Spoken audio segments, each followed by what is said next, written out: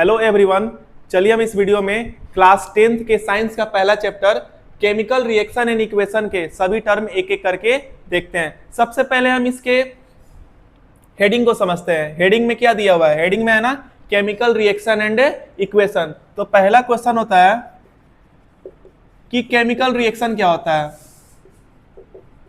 तो chemical reaction क्या होगा? केमिकल रिएक्शन होता है कि जब दो या दो से ज्यादा सब्सटेंस मिलके कोई नया सब्सटेंस बनाता है तो उसे हम क्या बोलेंगे? Chemical reaction. जब two or more than two substance, more than two, जब दो या दो से ज्यादा मिलके सब्सटेंस कोई न्यू सब्सटेंस बनाता है तो उसे हम क्या बोलेंगे? केमिकल रिएक्शन बोलेंगे। जैसे मैं इसको समझा दे रहा हूं, आप अपने हिसाब से इसको डेफिनेशन में कन्वर्ट करके लिख सकते हो। जब दो या दो से ज्यादा सब्सटेंस मिलके नया सब्सटेंस बनाता है उसे हम केमिकल रिएक्शन बोलते हैं। जैसे अगर कार्बन और ऑक्सीजन मिल रहा है तो क्या बना दे रहा है? कार्बन डाइऑक्साइड बना दे रहा है। तो ऐसे अभी बहुत सारे इसमें पढ़ोगे कि कितने तरीके के होते हैं, क्या होता है, केमिकल रिएक्शन होता है तो कैसे हम उसमें देखते हैं कि क्या क्या चेंजेस होते हैं। हम इसको अभी डीपली पढ़ेंगे, तब तक इसको करो, बता रहा हूं। इसको देखिए, इसमें आप एग्जाम्पल देख सकते हैं। जैसे हाइड्रोजन और ऑक्सीजन जब मिलता है तो आपका क्या बनाता है? वाटर बनाता है। तो आप इसमें देखेंगे कि रिएक्शन के पहले जो भी सब्सटेंस होता है, जो भी टर्म होता है, उसे हम रिएक्टेंट बोलते हैं। क्या बोलते हैं? रिएक्टेंट।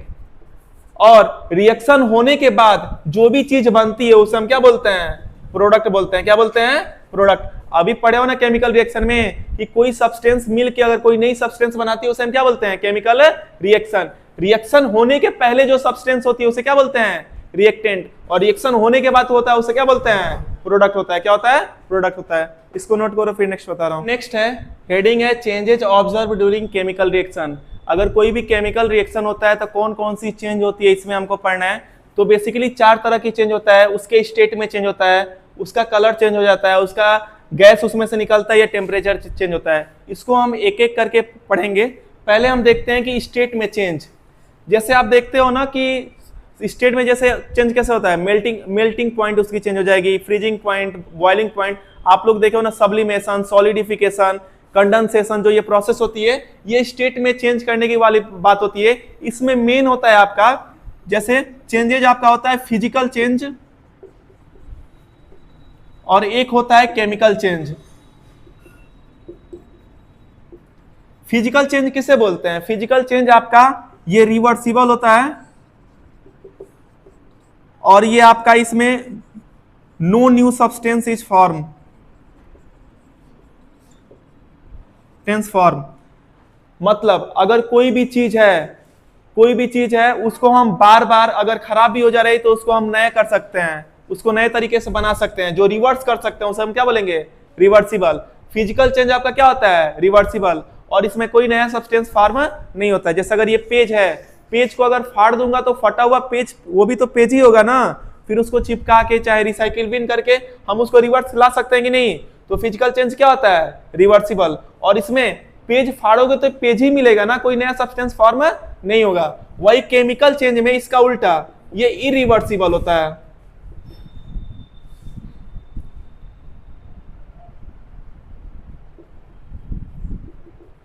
और इसमें न्यू सब्सटेंस फॉर्म होते हैं।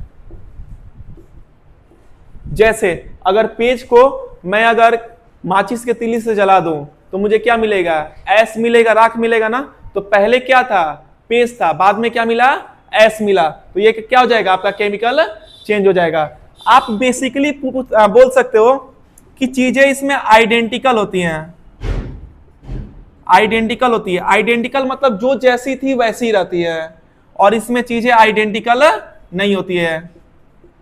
आइडेंटिकल नहीं होती है, केमिकल चेंज में चीजें आइडेंटिकल नहीं होती हैं। तो ये चेंज इन स्टेट है, इसके आगे मैं बता रहा हूं। देखिए नेक्स्ट टॉपिक है इसमें चेंजेज इन कलर। कलर में कैसे चेंज होता है केमिकल रिएक्शन के हिसाब से हम देखेंगे। जैसे लोहा है, आयरन का फार्मूला क्या होता है? Fe होता है। लोहा जब ऑक्सीजन से मिलता है, ऑक्सीजन जैसे मान लो कि लोहा लाए, जब शुरुआत में लगते हो तो एकदम शाइनिंग उसमें होता है ना, शाइनिंग होता है। जब ऑक्सीजन से मिलता है और बाय द वे अगर पानी से कांटेक्ट में आ गया, किससे कांटेक्ट में आ गया? पानी से कांटेक्ट में आएगा तो ये मूर्छा बन जाता है, Fe2O3 into XX2O। ये होता है। तो आप देखोगे कि जब लोहा ऑक्सीजन से के साथ मिलता है तो क्या बना देता है, रस्ट, मूर्छा बनाता है कि नहीं, आपका कोरोजन इसमें आ जाता है। तो और इसका कलर आप देखोगे कि रेडिश ब्राउन टाइप का हो जाता है, ऐसे मूर्छा लगता है ना, ऐसे रेडिश ब्राउन टाइप का। तो कलर में चेंज होता है किसके वजह से, केमिकल रिएक्शन के वजह से। क्योंकि यहाँ पे देख रहे हो कि जब ये आयरन के साथ कोई सब्सटेंस मिल रहा है तो नया सब्सटेंस बन रहा है और इसके कलर में क्या हो जा रहा है, चेंज हो जा रहा है। तो कोई भी सब्सटेंस में अगर कलर में चेंजेज आ रहा है कुछ टाइम के बाद, तो हम बोल सकते हैं कि वहां पे क्या हुआ है, केमिकल रिएक्शन हुआ है। नेक्स्ट है इसमें चेंज इन टेम्परेचर। टेम्परेचर में केमिकल रिएक्शन होता है, अगर टेम्परेचर में चेंज होता है तो हम बोलेंगे केमिकल रिएक्शन हो रहा है। अब यहाँ पे दो तरह का टेम्परेचर में चेंज होगा, एक होगा आपका एक्सोथर्मिक और दूसरा होगा क्या, इंडोथर्मिक। एक एक करके हम देखते हैं इसमें।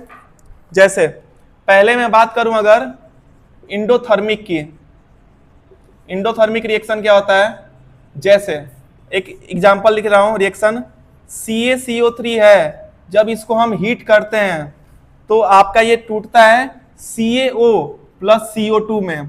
देखो CaCO3 कैल्शियम कार्बोनेट बोलते हैं, इसको हम मार्बल भी बोलते हैं या फिर आप चौक भी बोलते हो। जो मार्बल और चौक होता है वो क्या होता है, कैल्शियम कार्बोनेट। कैल्शियम कार्बोनेट को जब हम लोग हीट करते हैं, गर्म करते हैं, तो कैल्शियम ऑक्साइड एक क्विक लाइम होता है, क्विक लाइम और कार्बन डाइऑक्साइड गैस निकलती है। कहने का मतलब है जब कभी भी रिएक्शन कराने के टाइम हमें गर्मी देना पड़े, हमें गर्म करना पड़े, उसे हम क्या बोलेंगे, इंडोथर्मिक रिएक्शन। क्या बोलेंगे, इंडोथर्मिक रिएक्शन। जब रिएक्शन के दौरान हम उसमें हीट देंगे, जब हम रिएक्शन के दौरान उसमें हम गर्मी दे रहे हैं, हीट दे रहे हैं, तो अगर ये टूटता है नया सब्सटेंस में तो उसे हम क्या बोलेंगे, इंडोथर्मिक रिएक्शन। जैसे आपका मार्बल किसमें टूट जाता है, आप इसको लाइमस्टोन भी बोलते हो, तो लाइमस्टोन आपका किसमें टूटता है, क्विक लाइन में टूटता है, CaO और कार्बन डाइऑक्साइड गैस से निकलती है। तो यहाँ पे देखोगे इसके पहले एक और था कि इवोल्यूशन ऑफ गैस भी होता है। तो देखो यहाँ पे गैस भी निकल रहा है ना, तो आपका इसके पहले पढ़ चुके हो कि कलर में चेंज होता है, गैस निकलता है, स्टेट में चेंज होता है। ये टेम्परेचर वाला चौथा था, तो यहाँ पे गैस ये निकल गया। और यहाँ पे इंडोथर्मिक में देख रहे हो कि अगर किसी भी सब्सटेंस में हम हीट दे रहे हैं और वो दो या दो से ज्यादा चीज में टूट रहा है, तो वहां पे आपका क्या होगा, इंडोथर्मिक रिएक्शन। जब हम हीट लगाते हैं रिएक्शन में, तो वहां पे क्या होता है, इंडोथर्मिक रिएक्शन। अब देखो कुछ चीजें यहाँ पे कंफ्यूजिंग है, जैसे CaCO3 है ना, इसको हम लाइमस्टोन भी बोलते हैं, फिर मार्बल चौक भी बोलते हैं। CaO को हम क्या बोलते हैं, क्विक लाइम। एक और होता है CaOH2, क्या होता है, CaOH2। CaOH को हम लोग सिलेक्ट लाइम बोलते हैं, क्या बोलते हैं, सिलेक्ट लाइम। तो पेपर में आपके क्विक लाइम, सिलेक्ट लाइम, ये नाम देके भी क्वेश्चन पूछ सकता है। तो ये सब आपका फार्मूला आपको पता रहना चाहिए। आप देखोगे जैसे रिएक्शन से समझ लो, CaCO3 को जब हम हीट करते हैं तो CaO प्लस कार्बन डाइऑक्साइड निकलता है। अगर यहीं पे CaO और पानी को हम लोग मिला देंगे H2O को, तो आपका CaOH2 और हीट निकल जाएगा। तो देखो बात करने का मतलब है, मैं इसको क्लियर कर रहा हूं। यहाँ पे आपका लाइमस्टोन है, लाइमस्टोन को हीट कर रहे हो तो क्या निकल जा रहा है, क्विक लाइम। क्या निकल रहा है, क्विक लाइम। और वही क्विक लाइम को पानी से मिला रहे हो तो क्या निकल जाएगा आपका, सिलेक्ट लाइम। क्या निकल जाएगा, सिलेक्ट लाइम। तो तीनों चीज को आप दो ही इक्वेशन में आप लोग इसको देख सकते हो। इसके बाद मैं बता रहा हूं एक्सोथर्मिक रिएक्शन। नेक्स्ट है इसमें change in temperature. Change in temperature में इंडोथर्मिक आप लोग पढ़ लिए। अब देखो एक्सोथर्मिक रिएक्शन, ऐसे रिएक्शन जो रिएक्शन होने के बाद उसमें से गर्मी निकलती है, हीट निकलती है, उसे क्या बोलेंगे, एक्सोथर्मिक रिएक्शन। अभी इसके पहले जो एग्जांपल लिखवाया था ना, जैसे क्विक लाइम था CaO, जब इसमें हम पानी डालेंगे तो आपका क्या होता है, CaOH2 और इधर साइड से क्या निकलता है, हीट निकलता है। क्या निकलता है, हीट। आपका ये क्विक लाइम है, क्विक लाइम, और ये आपका सिलेक्ट लाइम है। तो देखते हो जब चूने में पानी डाला जाता है तो बाद में गर्मी निकलती है कि नहीं निकलती है, तो ये आपका कौन सा हो जाएगा, एक्सोथर्मिक। इंडोथर्मिक में हम हीट करते हैं और एक्सोथर्मिक में हीट निकलता है। एक बहुत अच्छा एग्जांपल है, जैसे हम लोग खाना जो फूड डाइजेस्ट करते हैं ना, ग्लूकोज होता है। जैसे ग्लूकोज का फार्मूला क्या होता है, C6H12O6। ग्लूकोज आता है ना, ग्लूकोज को हम लोग तोड़ते हैं किसके हेल्प से, ऑक्सीजन के हेल्प से। किसके हेल्प से, ऑक्सीजन के हेल्प से। जब इसको हम तोड़ेंगे तो निकलता है कार्बन डाइऑक्साइड गैस। ऑक्सीजन जाता है तो क्या निकलता है, कार्बन डाइऑक्साइड गैस। और प्लस H2O पानी में टूटता है और एनर्जी रिलीज होती है। क्या रिलीज होती है? एनर्जी रिलीज होती है। तो आप देख रहे हो जब आपका प्रोडक्ट में एनर्जी रिलीज होगा तो आपका कौन सा रिएक्शन हो जाएगा? एक्सोथर्मिक। और वही रिएक्टेंट, मतलब इसके पहले रिएक्टेंट में अगर एनर्जी लगाएंगे तो उसे क्या बोलेंगे? इंडोथर्मिक। क्या बोलेंगे? इंडोथर्मिक। तो ये आपका इंडोथर्मिक और एक्सोथर्मिक में रिएक्शन है। आपका सबका कम से कम 2-2 रिएक्शन याद होने चाहिए आपको। चैप्टर का नाम था chemical reaction and chemical equation ना। तो केमिकल रिएक्शन तो हम लोग देख लिए, अभी उसके टाइप हम लोग पढ़ेंगे। अब उसमें एक चीज बच रहा है, केमिकल इक्वेशन। क्या होता है? Chemical equation. केमिकल इक्वेशन क्या होता है? कोई भी रिएक्शन को हम जब इक्वेशन के फॉर्म में लिखते हैं उसे हम क्या बोलते हैं? Chemical equation. बहुत सारे आप लोग पढ़े हो, जैसे अभी जैसे आप पढ़े थे कि कैल्शियम ऑक्साइड को जब हम पानी के साथ रिएक्ट करते हैं तो क्या निकलता है? CaOH2 और हीट निकलता है ना, हीट आपका निकलता है। तो जब ये कैल्शियम ऑक्साइड और वाटर को हम कैल्शियम ऑक्साइड और वाटर को जब हम मिलाते हैं तो ये आपका निकलता है ना, कैल्शियम हाइड्रोक्साइड और हीट निकलती है। तो इसको मैं इक्वेशन के फॉर्म में लिख रहा हूं कि नहीं? तो जब केमिकल रिएक्शन को इक्वेशन के फॉर्म में लिखोगे उसे क्या बोलेंगे? Chemical equation. When we will write chemical reaction in the form of equation then it will be said chemical equation. आया?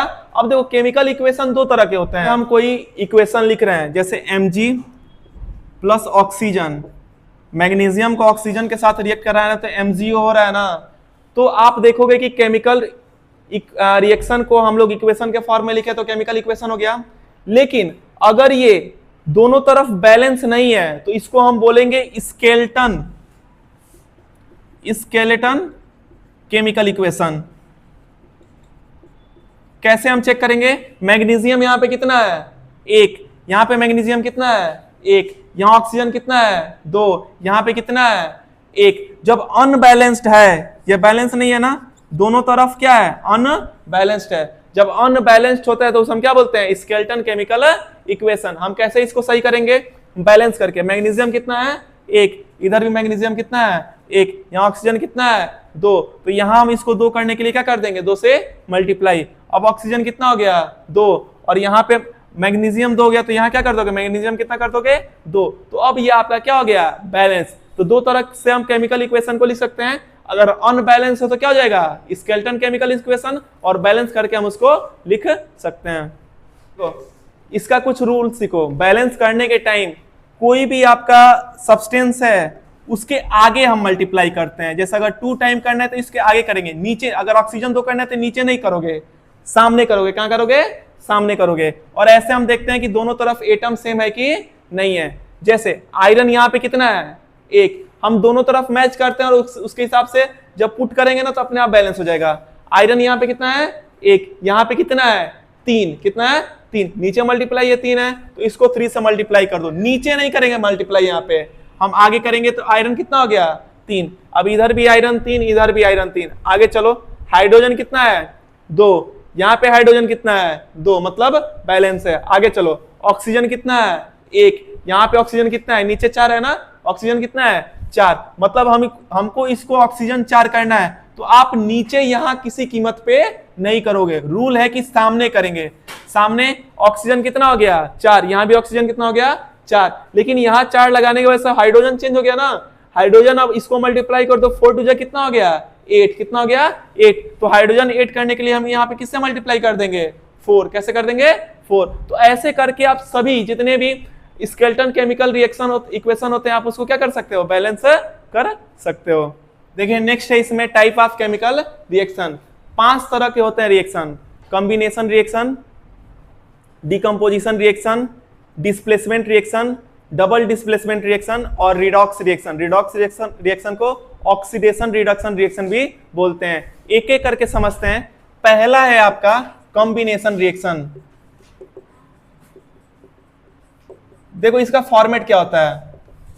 अगर 2 या 2 से ज्यादा रिएक्टेंट मिलके एक प्रोडक्ट बनाया है, जब 2 या 2 से ज्यादा, इधर 2 या 2 है ना, 2 या 2 से ज्यादा मिलके अगर सिंगल प्रोडक्ट बनाया है उसे क्या बोलेंगे? Combination reaction. एग्जांपल में आप देख सकते हो इसमें, अभी इसके पहले पढ़ाया था। कैल्शियम ऑक्साइड जब पानी के साथ रिएक्ट करता है तो आपका क्या बनाता है? कैल्शियम हाइड्रोक्साइड बनाता है और हीट क्या होती है, रिलीज होती है। तो ये आपका क्या हो जाएगा, कॉम्बिनेशन रिएक्शन। दो इधर है और इधर आके कितना हो गया, एक हो गया, तो ये क्या हो जाएगा, कॉम्बिनेशन रिएक्शन। नोट कीजिए। दूसरा इसमें है डीकंपोजिशन रिएक्शन।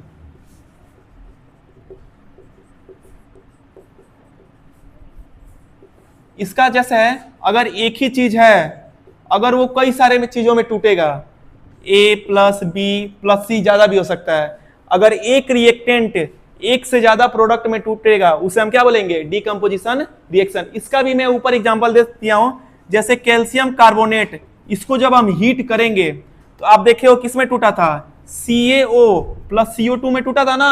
जब एक चीज आपका दो या दो से ज्यादा चीज में टूटेगा उसे हम क्या बोलेंगे, डीकंपोजिशन रिएक्शन। इसका आप इसको लिख सकते हो। अभी मैं इसमें बताऊंगा डीकंपोजिशन रिएक्शन तीन तरीके के होते हैं। एक लाइट से होता है, सनलाइट से, उसे फोटोलिटिक बोलते हैं। इलेक्ट्रिसिटी से हम तोड़ते हैं तो उसे हम इलेक्ट्रोलाइसिस बोलते हैं। और आपका जो हीट से गर्म करके जो तोड़ते हैं उसे हम क्या बोलेंगे, थर्मल रिएक्शन। एक एक करके मैं सबका एग्जांपल दे रहा हूं। देखो इसको, देखो डीकंपोजिशन रिएक्शन में हम लोग क्या पढ़े हैं, जब एक चीज दो से ज्यादा चीजों में टूटती है उसे हम क्या बोलते हैं, डीकंपोजिशन रिएक्शन। डीकंपोजिशन रिएक्शन तीन तरीके के होते हैं। अगर हम उसमें गर्मी देंगे, जैसे हम हीट किए, तो उसे क्या बोलेंगे, थर्मल। क्या बोलेंगे, थर्मल। अगर सनलाइट के हेल्प से हो रहा है तो उसे क्या बोलेंगे, फोटोलिटिक। और अगर हम उसमें इलेक्ट्रिसिटी के हेल्प से तोड़ रहे हैं तो उसे हम क्या बोलेंगे, इलेक्ट्रोलिटिक डीकंपोजिशन रिएक्शन। जैसे थर्मल डीकंपोजिशन रिएक्शन में लेड नाइट्रेट टूट रहा है लेड ऑक्साइड, नाइट्रोजन डाइऑक्साइड और ऑक्सीजन में। फोटोलिटिक, सनलाइट का हम सिल्वर क्लोराइड ले रहे हैं और सनलाइट के प्रेजेंस में रखेंगे तो क्या टूट जा रहा है, सिल्वर और क्लोराइड टूट जा रहा है।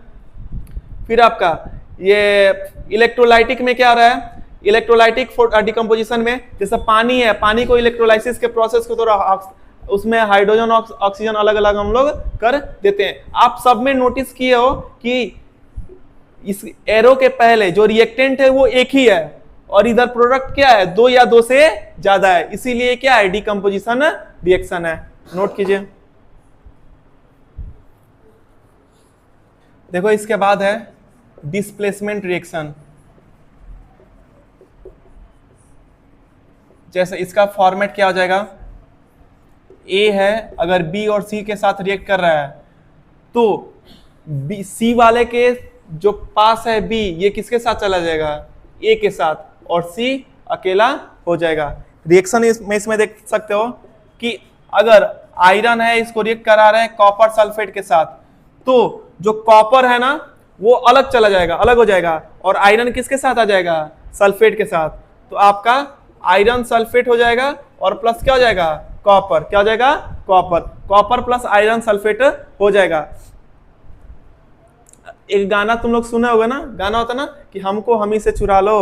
तो यहाँ पे देखो ये बी किसके साथ है, सी के साथ है ना, तो इसी के साथ ये इसकी आइडेंटिटी यहां से निकल जाती है और ये किस में चला जाता है, ए में चला जाता है। देखो इसमें आप देखोगे कि जो आपका आयरन है कॉपर को क्या कर दे रहा है, डिस्प्लेस कर दे रहा है। नाम में क्या है, डिस्प्लेसमेंट रिएक्शन। आयरन कॉपर को डिस्प्लेस कर दे रहा है और सल्फेट के साथ क्या हो रहा है, रिएक्ट करा रहा है। इसमें मेन चीज होती है रिएक्टिविटी सीरीज, जो आगे आप थर्ड चैप्टर में पढ़ोगे। रिएक्टिविटी सीरीज के हिसाब से ही काम करता है।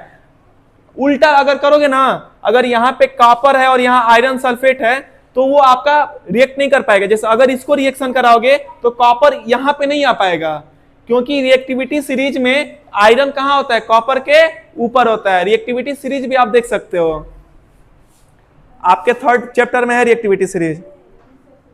लेकिन नेक्स्ट है इसमें डबल डिस्प्लेसमेंट रिएक्शन। जैसे अगर ए बी है, ये सी डी के साथ रिएक्ट कर रहा है, तो ए वाला आपका चला जाएगा डी के साथ और बी वाला किसके साथ चला जाएगा, सी के साथ। मतलब ए वाला आपका डी के साथ चला जाएगा और बी वाला आपका सी के साथ। ये आपस में एक दूसरे को डिस्प्लेस कर देंगे और दोनों तरफ से हो रहा है, तो इसी का नाम क्या है, डबल डिस्प्लेसमेंट रिएक्शन। इस एग्जांपल में देखो, यहाँ पे दो है ना, सोडियम सल्फेट है और यहाँ पे बेरियम क्लोराइड है, तो आपका सोडियम वाला इसके साथ चला जाएगा, किसके साथ, क्लोराइड। तो NaCl हो गया ना, सोडियम क्लोराइड, और यहाँ पे बेरियम वाला इसके साथ चला जाएगा तो बेरियम सल्फेट हो जाएगा। तो ये दोनों तरफ से डिस्प्लेसमेंट हो रहा है, तो यहाँ पे क्या हो जाएगा, डबल डिस्प्लेसमेंट रिएक्शन हो जाएगा। देखो इसके बाद है रिडॉक्स रिएक्शन। जिसको हम ऑक्सीडेशन रिडक्शन रिएक्शन भी बोलते हैं। उससे पहले हम लोग ऑक्सीडेशन देख लेते हैं और रिडक्शन देख लेते हैं।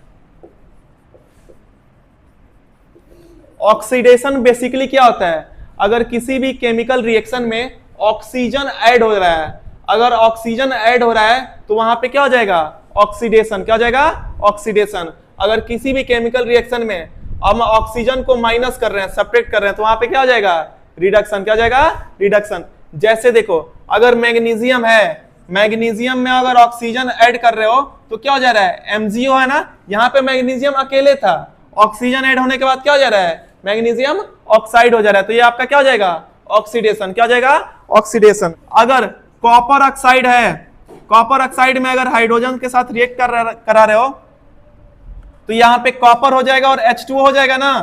तो ये आप देखोगे इसमें कि कॉपर ऑक्साइड में, जैसे कॉपर ऑक्साइड है और हाइड्रोजन के साथ रिएक्ट कर रहे हो तो कॉपर और H2O हो जा रहा है, तो यहां पे ऑक्सीजन था कि नहीं था, ये बाद में इधर देखोगे कि यहां पे जो आया तो इसमें ऑक्सीजन है, नहीं है ना, तो ऑक्सीजन निकल रहा है। जब ऑक्सीजन निकलेगा उसे हम क्या बोलेंगे, रिडक्शन, और ऑक्सीजन ऐड होगा उसे हम क्या बोलेंगे, ऑक्सीडेशन। क्या बोलेंगे, ऑक्सीडेशन।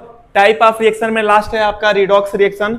अभी मैं तुम लोग को ऑक्सीडेशन रिडक्शन बताया ना, तो ऐसा रिएक्शन जिसमें ऑक्सीडेशन भी हो और साथ ही साथ रिडक्शन भी हो, उसे हम क्या बोलेंगे, रिडॉक्स रिएक्शन। इसको एक और नाम बोला जाता है, ऑक्सीडेशन रिडक्शन रिएक्शन भी नाम बोला जाता है। अब देखो यहाँ पे ऑक्सीजन है ना, यहाँ पे देखोगे Zn में, यहाँ पे ऑक्सीजन है, यहाँ पे ऑक्सीजन हट जा रहा है, तो यहाँ पे आपका क्या हो जाएगा, रिडक्शन हो जाएगा। क्या हो जाएगा, रिडक्शन। यहाँ पे कार्बन है, कार्बन के साथ ऑक्सीजन क्या हो जा रहा है, मिल जा रहा है, तो यहाँ पे क्या हो जाएगा, ऑक्सीडेशन हो जाएगा। क्या हो जाएगा, ऑक्सीडेशन।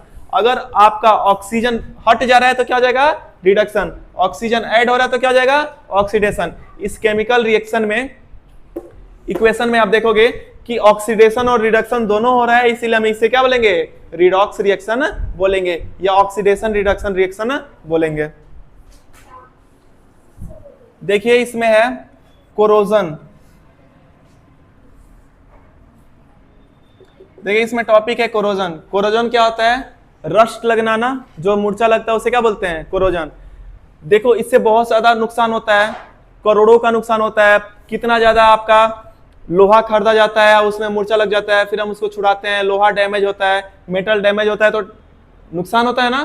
कोरोजन कैसे हम बचा सकते हैं, अब इसमें हम देखेंगे। देखो सबसे पहले देखो होता कैसे है, आयरन है, लोहे को फार्मूला क्या होता है, आयरन।